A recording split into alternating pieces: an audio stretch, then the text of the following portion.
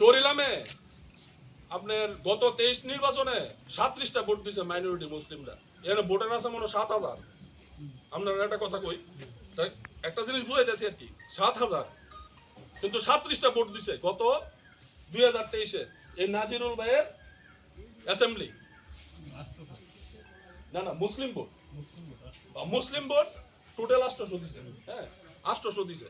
তো আজকের দিনে না আপনার ইয়াটা কইতেছে আমার বুথে 37টা ভোট, ওনার ভোটে 2,500 ভোট আছে। 2,500 ভোট আছে, ওনার ভোটে 37টা ভোট দিছে। কথা বুঝছেন নেই?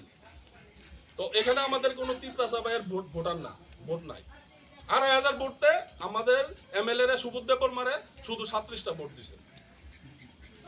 কিন্তু তখন মাইনরিটি সেল তীব্রামতা পার্টিতে আসিল না, আসিল না তো।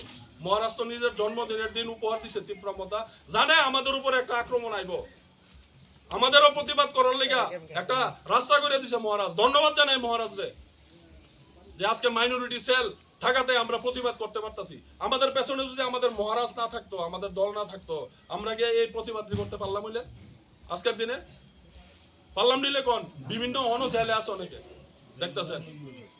তো 37টা ভোট তাইনের বুথে দিছে। তো সেই আড়ালিয়ার মধ্যে আজকের দিনে বর্তমানে 4টা মেম্বার আছে আমরা, যে না কোনো তিপ্রাসা ভাইদের ভোট নাই। এক একটা মেম্বারের ভোট 500 করে পাইছে, আর দুইটা এক বোর্ডে আর একটা 2 বোর্ডে ফেল করছে। সব মাইনরিটি মুসলিম ভোটার ভোট দিছে। এখানে আমাদের মেম্বার একজন লিপিকা দত্ত আছে। মহারাজ উনি বারবার বার্তা দিয়ে বলছেন মাইনরিটিরা আমাদের পাশে আছো, তোমাদের আগামী দিনের সমস্ত কিছু আমি দেখব। আমরা উল্টা ভাবছি, কারণ তোমরা সাক্ষাৎ মহারাজের সঙ্গে হয় না, আমাদের সাক্ষাৎ বারবার হয়। উনি বারবার এই কথাটা বলছেন মাইনরিটিরা সবাই এক জায়গাতে আছো, তোমাদের অধিকার থেকে শুরু করে যা কিছু লাগে আমি দেখব। আমরা ওই সেই কিছু পুরনো লোভেই বসে আছি। আর কি দিয়েছে তোমাদেরকে? কিছু দেয়নি। ব্যক্তিগত কিছু একটা চাকরি বাকরি দিয়েছে, অতটুকুই, আর একটু বেশি কিছু দেয়নি। রাজনীতিতে আমরা নতুন শিক্ষিত ছেলেবেলারা আসে না, এগিয়ে আসে না। রাজনীতিতে আমরা যেতে চাই না, এটা জিনিস ভালো না, এটা নোংরা জিনিস, আমরা যেতে চাই না রাজনীতিতে। আজকের দিনে যদি তোমরা বেরিয়ে না আসো, আগামী দিনে এই জাতিটার জন্য কে কথা বলবে? এই মাইনরিটির জন্য কে কথা বলবে? শিক্ষিত ছেলেবেলারা চুপচাপ বাড়িতে বসে আছে চাকরির লোভে। ওই চাকরি পাবো, আমি সুন্দর করে চলে যাবো এসে, আর আমার পাশের আশেপাশের মানুষগুলোকে অত্যাচার করছে। এর জন্য কে আওয়াজ তুলবে আগামী দিন? তাই তোমাদেরকে ছোট্ট করে আবার বিনীত অনুরোধ করছি, আগামী দিন টিটিএডিসি নির্বাচনে তোমরা মহারাজের নেতৃত্বে যাকেই প্রার্থী দেওয়া হয় বিপুল ভোটে জয়যুক্ত করবে, সে আশা রেখে অল্প সময় দিয়েছে কথা বলার জন্য, অনেক কথা ছিল। আমি তোমাদের থেকে বিদায় নিলাম। আসসালামু আলাইকুম। আমরা ব্লগও দখল করবো, পঞ্চায়েত তো আমরা সাথে আছে, এখনো করলে আমরা 5টা পঞ্চায়েত আমরা এটা কনফার্ম আছে।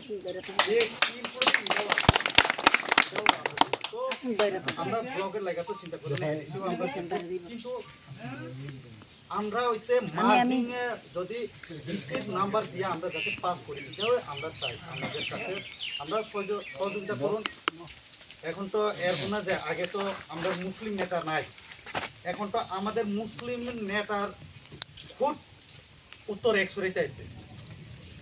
তো এটা ছাড়া তো আর তোমরা কারে ভিড় করবো?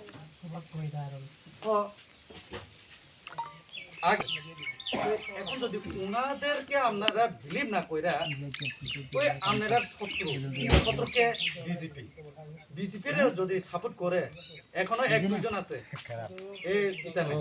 আমার প্রেসিডেন্ট তো অর্ডারই দিয়ে দিচ্ছি, আমার প্রেসিডেন্ট অর্ডার যখন দিচ্ছি আমি বিজেপি নেতারে কল করছি, খুশিয়া রাখো, নাহলে পরে বেজাল হইব, বলে এখন আমি করতে পারতাম।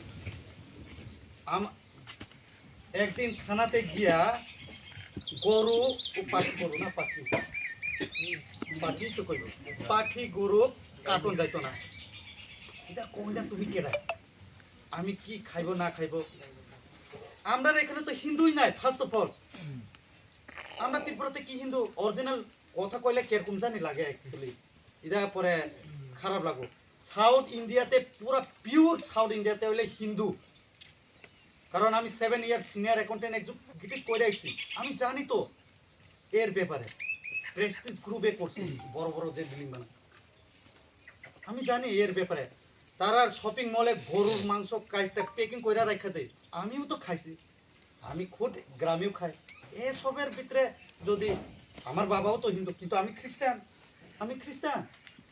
আমি তো যাই পরবে হলে আমার ডাক দিই কিন্তু তোমরা যদি